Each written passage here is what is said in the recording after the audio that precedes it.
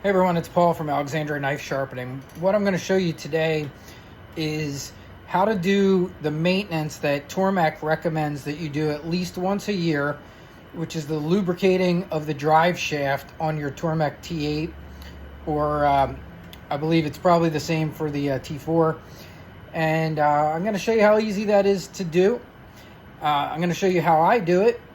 I do it a little bit more than they recommend, so it is recommended once a year. I end up doing it about once every 2 months, but once again, that's because I do operate a knife sharpening business, and my Tormek T8 is running for 8-9 hours a day. So one of the things to look out for is your Tormek runs very quietly. So if you ever hear any kind of noise or running, or like a repeated like noise, is like a or some type of, just weird noise like that, chances are it's the lubrication of the drive shaft. So I'm going to stop this, flip the camera around, show you how to take it apart, show you how easy it is, show you how to lubricate the drive shaft and put it back together. It's literally maybe a 5-minute project, and that's about it. All right, let's get started. All right, so let's get started. So the first thing you're going to do is remove your stone. In my case, it happens to be a CBN wheel. If you have the water trough on, take that out of the way. If you push the leather honing wheel forward and pull your stone back, it will loosen the quick lock nut. So just do that, and then this comes off nice and easy. And then you can take your wheel right off. Put your wheel in a safe spot. I'm gonna just move this ventilation out of the way so you guys can see real well. All right, so you have this washer here. We're gonna take this off and just put that down. And then now I'm gonna move the camera over to the other side. And what we're now gonna do is we're gonna take off our honing wheel, which we just hold it tight and unscrew the knob and take the honing wheel off, put that in a safe place.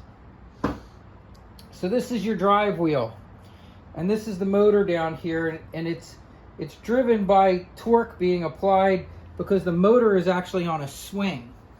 So to get this wheel off, all you have to do is, if you push the motor up out of the way, it takes the pressure off of this rubber wheel, and you can now slide that drive shaft straight out.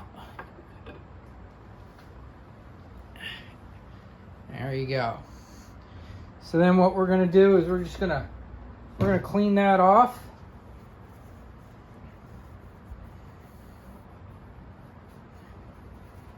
Take the old grease off.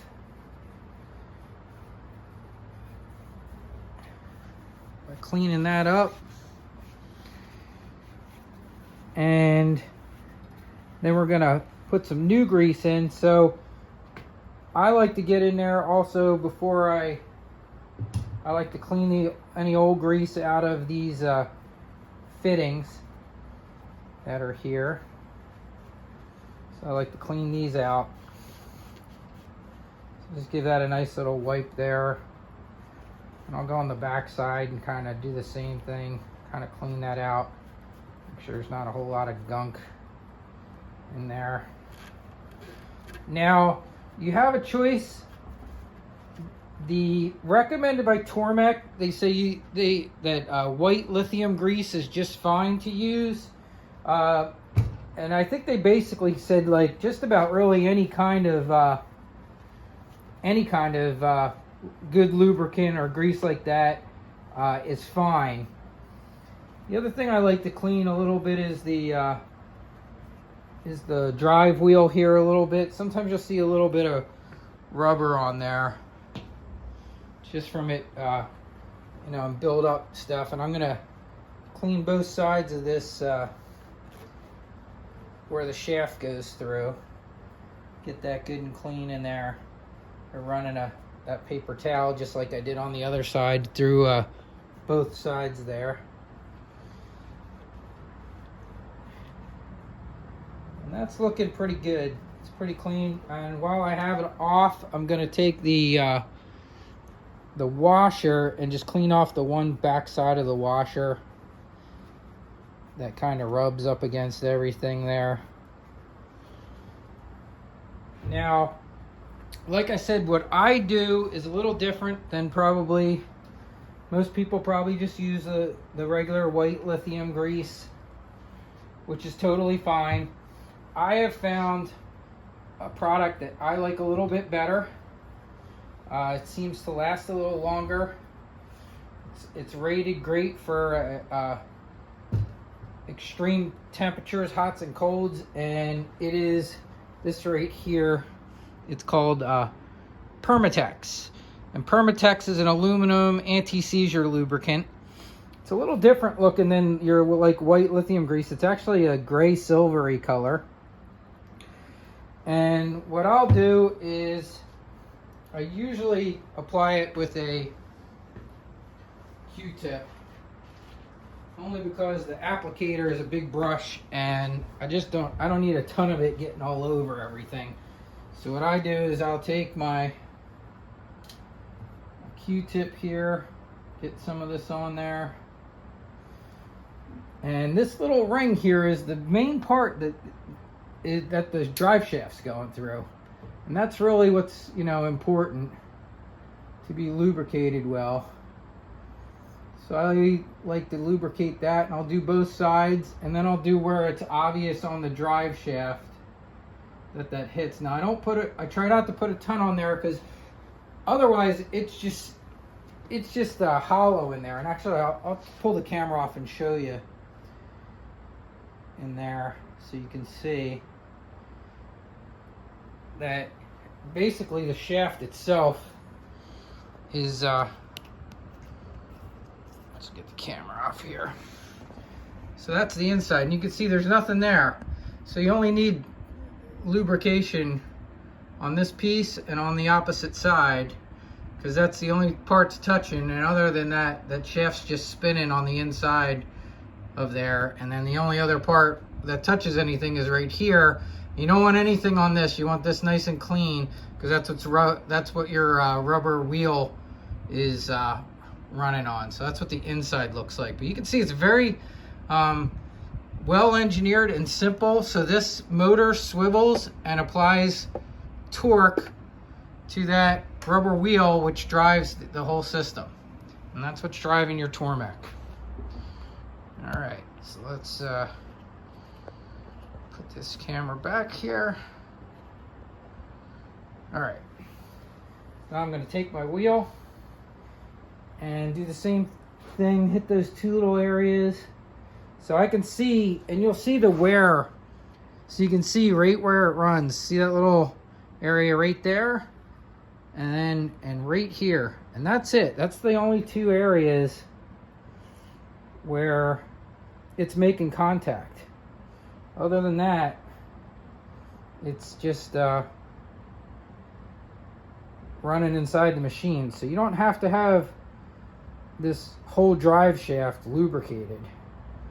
You just want those little areas where it's rubbing lubricated, because it's just running in the air, and it's just going to get inside the machine, which the less junk you have inside there, you wouldn't want to get hot or dripping or anything like that. So I'm just going to work on those little areas here, get this nice new lubrication on there, and then reassemble it. And then if I get any on the shaft as I pass it through, which is possible, I'll just clean that off on the other side. So that's pretty good. So you can see, so I just put it on this area. It's a little hard to see because it's kind of the same color, and right up here. That's it. And then I'm gonna take this, I'm gonna pull the motor back up out of the way again, and I actually think I might polish that motor a little bit. I think I see a little like little buildup on there. I'm just gonna push this through, just like that. And it's all the way through. I'll probably do that next time. Maybe polish that shaft a little bit. And a little bit, let me swing the camera around so you can see it, see what I'm doing. So you can see a little bit of grease came off on as I pushed it through there. So I'm just gonna clean it off of the shaft because this is going through your stone, so you don't need anything on there. And then I do like to put a tiny bit on the back side of this washer. So I will put a little bit on there, not a whole lot, just enough to coat it. This Permatex does a real nice job if you just kind of coat stuff. It doesn't have to be covered in tons of lubricant. It does a very, very nice job, and you don't have to overdo it. In fact, I think a lot of if you read the directions, a lot of times you can kind of put it on and almost wipe it off. It tends to kind of stay on the part. All right, so that's on there.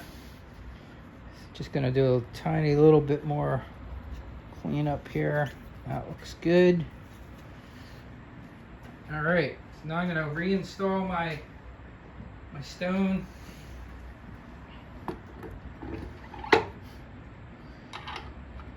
Put my quick lock back on. Goes forward to lock. Come back over to the other side, and we're gonna do put our honing wheel back on. Now the honing wheel, if you've never had it off before, there's 3 little holes on the one side, and I'm sorry, it's not the holes on the side, it's the holes on the wheel, and these little dimples. So these little dimples, these little other holes don't do anything, but these little dimples right here, let's say right there, there, and there, will line up with these holes here on the wheel. And you'll feel it kind of, so you put it on and then you start spinning around and you'll feel it'll drop into those holes. And there, it just dropped in. And then you just tighten your knob back up. Make sure that's on there good and tight. And then when you start your Tormek, it will self-torque itself. And that's all there is to lubricating your Tormek machine. Taking it apart and putting it back together. Very simple. And if you do that, they recommend, like I said, once a year.